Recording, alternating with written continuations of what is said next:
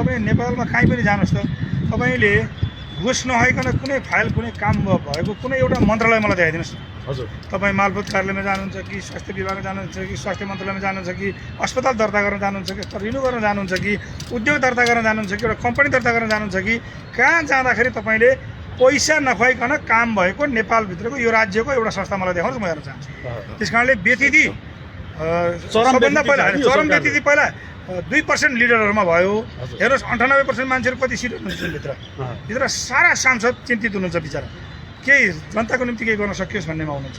त्यो त आज ज्वलन्त उदाहरण तपाईँहरूले देख्नुभयो, यो भिडियोमा टिभीमा सबैमा रेकर्ड छ, हेर्न सक्नुहुन्छ, सदनमा रेकर्डेड चिज हो।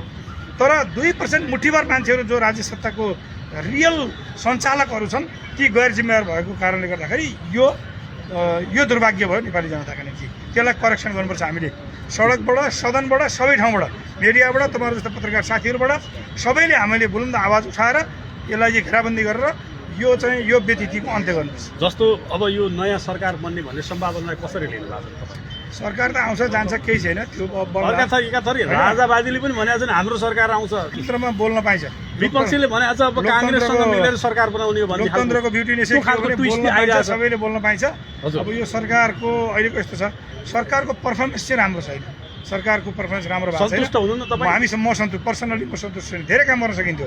अब नेकपा एमाले र काङ्ग्रेसको गभर्मेन्ट बन्दा समेत अब जनताका पक्षमा काम राम्रा काम गर्न सकिँदैन, आधारभूत जनताको आवश्यकतालाई पुरा गर्न सकिँदैनन् भने अब यस्तो सरकारको औचित्य के? प्रश्न त सुरु भयो नि, प्रश्न सुरु भइसक्यो। त्यस कारणले अब नेताहरू सिरियस हुनु पऱ्यो क्या। प्रसङ्ग के थियो भने अगाडिको सरकार, प्रचण्ड नेतृत्वको सरकार, काङ्ग्रेस नै सरकारमा सम्मिलित हुँदा समेत तपाईँ फायर खोल्ने मान्छे हो, सरकारले जनपक्षीय काम गर्न सकेन भनेर। तर यो पटक लामो समय मौन बस्नु भयो तपाईँ? होइन, यस्तो हनिमुन मनाउने दिन पनि हुन्छ, 100 दिन त चुप लाग्नै पऱ्यो। हजुर, त्यस पछाडि अब यसो विचार गरेर हेर्दै गर्दाखेरि अलिक प्रमाणहरू पनि भेट्नु पऱ्यो। यसले राम्रो काम गर्न सकेन, राम्रो काम गर्नुपर्छ। जनताले अपेक्षा राखेको छ, 2/3 सरकार छ लगभग, अनि अब यत्रो ठुल्ठुलो पार्टीहरूबाट पनि राम्रो काम नभएपछि कहाँबाट गर्ने त? अब होइन, उपाय त छैन। त्यही कारणले यसैलाई करेक्सन गर्नुपर्छ भन्ने। अब राजतन्त्र फर्किन्छ, राजावादीहरूले 15 गतेदेखि आन्दोलनको हाती बेरी ल्याउँछन् भन्ने किस्सालाई कसरी लिनु? संसारमा सबै कुरा सम्भव छ, म असम्भव केही छ भन्दिनँ। अब राजतन्त्र नेपाली जनताले फर्काउन चाहे फर्किन्छ, नफर्काउन चाहे फर्किँदैन, त्यो जनताको कुरा, हाम्रो कुरा। यसमा तपाईँको विचारधारा के? अहिले यस्तो छ, अब हेर्नुहोस्, राजा चाहिन्छ या चाहिँदैन? यो मेरो विचार र मेरो पार्टीको विचार एउटै हो।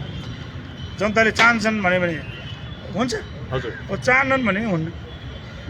हस्, थ्याङ्क यू सो मच।